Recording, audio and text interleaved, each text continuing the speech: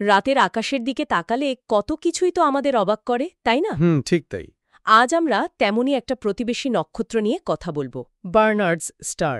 Doctor চিন্ময় পালের একটা লেখা আছে, সেখান থেকেই আমরা তথ্যগুলো নিয়েছি মূলত। আলফা সেন্টুরি সিস্টেমের পর এটাই কিন্তু সূর্যের সবচেয়ে কাছের একক নক্ষত্র। ভাবা যায় মাত্র 5.96 আলোকবর্ষ দূরে। কিন্তু এর আসল খ্যাতি অন্য জায়গায়। হ্যাঁ, ঠিক। এর সবচেয়ে যেটা নিয়ে বেশি কথা হয় সেটা হলো আকাশে এর অবিশ্বাস্য গতি। ঠিক। আমাদের জানা যত নক্ষত্র আছে তার মধ্যে এর নিজস্ব গতি, যাকে বলে প্রপার মোশন, সেটা সবচেয়ে বেশি। কিন্তু মজার ব্যাপার কি জানেন? কি? এত কাছে থেকেও এর আপাত উজ্জ্বলতা এতটাই কম, +9.5 ম্যাগনিটিউড, যে ভালো টেলিস্কোপ ছাড়া একে দেখাই যায় না। আশ্চর্য। আচ্ছা, তাহলে আসুন আজকের এই আলোচনায় আমরা বার্নার্ড স্টারের বৈশিষ্ট্যগুলো দেখি, এর আবিষ্কারের পেছনের কাহিনী আর জ্যোতির্বিজ্ঞানে এর গুরুত্বটা ঠিক কোথায় সেটা একটু বোঝার চেষ্টা করি। হ্যাঁ, অবশ্যই। ওই আবিষ্কার আর গতির ব্যাপারটা দিয়ে শুরু করা যাক, কি বলেন? হ্যাঁ, সেটাই ভালো। দেখুন, ১৯১৬ সাল আমেরিকান জ্যোতির্বিজ্ঞানী বার্নার্ড এই তারাটা শুধু খুঁজে বেরই করেননি, তিনি এর অসাধারণ যে নিজস্ব গতি সেটাও মেপেছিলেন বছরে 10.3 আর্ক সেকেন্ড। 10.3 আর্ক সেকেন্ড বছরে? হ্যাঁ, ব্যাপারটা কতটা দ্রুত সেটা বোঝাতে গেলে ধরুন প্রতি ১৮০ বছরে এটা আকাশে পূর্ণিমার চাঁদের যে কৌণিক আকার ততটা দূরত্ব সরে যায়। ১৮০ বছরে চাঁদের সমান পথ? ঠিক। নক্ষত্রের স্কেলে এটা তো প্রায় বিদ্যুতের গতি। অবিশ্বাস্য। আচ্ছা, আর এর ভৌত প্রকৃতি, দেখতে কেমন তারাটা, কি ধরনের? দেখুন, এটা হলো একটা লাল বামন নক্ষত্র, রেড ডোয়ার্ফ যাকে বলে। ও, রেড ডোয়ার্ফ। হ্যাঁ, স্পেকট্রাল টাইপ হলো M4V। এর মানে হলো এটা সূর্যের চেয়ে বেশ ছোট, বেশ ঠান্ডা আর খুবই ম্লান। কতটা ম্লান? সূর্যের মাত্র 0.04% আলো ছড়ায়, কিন্তু এর বয়স কিন্তু অনেক। তাই নাকি? কত? আনুমানিক 7 থেকে 12 বিলিয়ন বছর। ধরুন আমাদের সূর্যের চেয়েও পুরনো। বলেন কি, সূর্যের চেয়েও পুরনো? হ্যাঁ, এই ধরনের তারাগুলোকে আমরা বলি পপুলেশন 2 তারা, মহাবিশ্বের শুরুর দিকের তারা, যাদের মধ্যে ভারী মৌলের পরিমাণটা একটু কম থাকে। এত প্রাচীন? তাহলে তো অনেক অভিজ্ঞ বলা চলে। সেদিক থেকে দেখতে গেলে তো বটেই।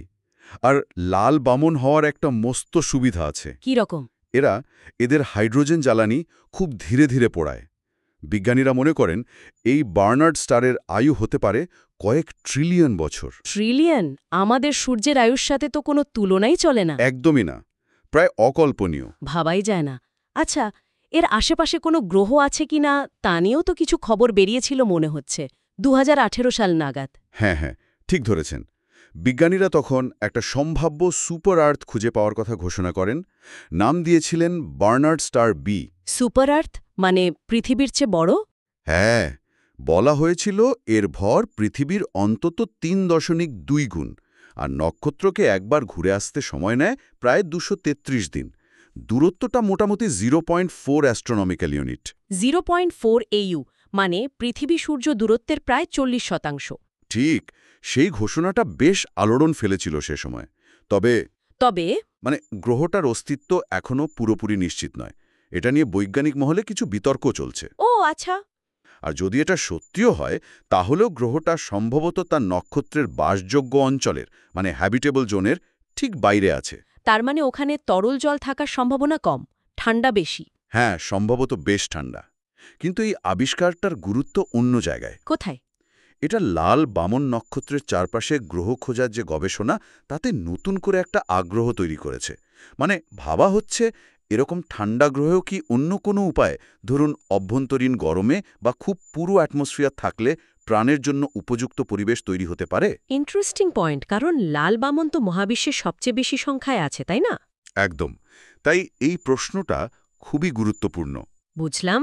তাহলে জ্যোতির্বিজ্ঞানের দিক থেকে যদি দেখি, এর সামগ্রিক গুরুত্বটা কোথায়? বেশ কয়েকটা দিক আছে। প্রথমত, এর নৈকট্য আর ওই প্রচণ্ড গতি। এই দুটো বৈশিষ্ট্যের জন্য এটা নাক্ষত্রিক গতিবিদ্যায়, স্টেলার কিনেম্যাটিক্স, তারাগুলোর চলাচল আর আমাদের ছায়াপথ মিল্কিওয়ের গঠন বা বিবর্তন বোঝার জন্য একটা দারুণ মডেল। হুম। এর গতিপথ বিশ্লেষণ করে গ্যালাক্সির মহাকর্ষ ক্ষেত্র সম্পর্কে ধারণা পাওয়া যায়। আর যেহেতু এত কাছে, তাহলে এর আশেপাশে যদি সত্যি কোনো গ্রহ থাকে, সেগুলোর গবেষণা করতেও তো সুবিধা। অবশ্যই, একদম ঠিক। ভবিষ্যতের যে শক্তিশালী টেলিস্কোপগুলো আসছে, যেমন ধরুন নাসার জেমস ওয়েব স্পেস টেলিস্কোপ, যেটা মহাকাশে আছে, হ্যাঁ, JWST।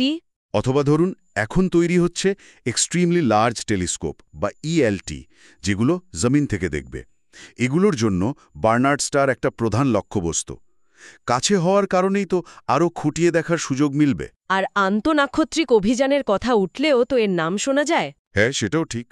যেহেতু এটা এত কাছে, আলফা সেন্টুরির পরেই এর নামটা আসে। ধরুন 70-এর দশকের প্রজেক্ট ডেডালাস ছিল, বা এখনকার ব্রেকথ্রু স্টারশট। হ্যাঁ, শুনেছি।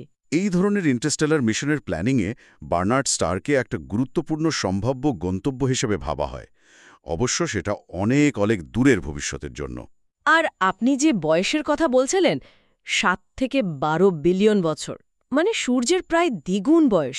এটা তো সত্যি অসাধারণ একটা ব্যাপার। তা তো বটেই। ভাবুন, যদি এর চারপাশে কোনো গ্রহ থাকে আর সেখানে প্রাণের বিকাশ সম্ভব হয়, তাহলে পৃথিবীর জীবনের চেয়ে কয়েকশো কোটি বছর বেশি সময় পেয়েছে সেখানকার সম্ভাব্য জীবন। ভাবলেই কেমন যেন লাগে। ঠিক তাই। এটা সত্যি একটা গভীর চিন্তার বিষয়। আরও একটা মজার তথ্য দিই। বলুন। এই বার্নার্ড স্টার কিন্তু স্থির নেই। এটা ধীরে ধীরে আমাদের সোলার সিস্টেমের দিকে এগিয়ে আসছে। তাই নাকি? হ্যাঁ, হিসেব বলছে প্রায় 10,000 বছর পর এটা প্রক্সিমা সেন্টোরিকে পেছনে ফেলে সূর্যের সবচেয়ে কাছের নক্ষত্র হয়ে উঠবে। বলেন কি? কত কাছে আসবে? তখন দূরত্ব কমে দাঁড়াবে প্রায় 3.8 আলোকবর্ষ। তার মানে আমাদের এই দ্রুত গতির প্রতিবেশী আরও কাছে চলে আসছে ভবিষ্যতে। আর এর যে প্রাচীনত্বের কথা বললেন, এটা সত্যিই একে একটা অন্য মাত্রা দেয়। নিঃসন্দেহে আমাদের কাছাকাছি থাকা সবচেয়ে প্রাচীন তারাগুলোর মধ্যে এটা অন্যতম। তাহলে সব মিলিয়ে আমরা বলতেই পারি, বার্নার্ড স্টার হয়তো খালি চোখে দেখা যায় না, ছোট, ম্লান, কিন্তু জ্যোতির্বিজ্ঞানীদের কাছে এর গুরুত্ব অমন, মানে অপরিসীম। একদম। এর গতি, দীর্ঘ আয়ু, প্রাচীনত্ব আর আমাদের এত কাছে থাকা, সব মিলিয়ে এটা আমাদের গ্যালাক্সির অতীত, বর্তমান আর ভবিষ্যৎ নিয়ে গবেষণার জন্য একটা অমূল্য সম্পদ। ঠিক বলেছেন। আর শেষ করার আগে একটা প্রশ্ন রেখে যাই দর্শকদের ভাবনার জন্য। বলুন। আমরা তো দেখলাম এই তারাটা আমাদের সৌরজগতের চেয়েও বিলিয়ন বিলিয়ন বছর পুরনো। এবার শুধু ভাবুন, যদি ধরে নিই লাল বামন তারার পরিবেশে কোনোভাবে প্রাণের জন্ম হওয়া সম্ভব, তাহলে বার্নার্ড স্টারের কোনো সম্ভাব্য গ্রহে এই অতিরিক্ত কয়েকশো কোটি বছরের বিবর্তন জীবনকে কি অভাবনীয় বা অচিন্তনীয় রূপে পৌঁছে দিতে পারে। সত্যি ভাবনার বিষয়। এই প্রশ্নটা নিয়েই আজকের মতো শেষ করা যাক।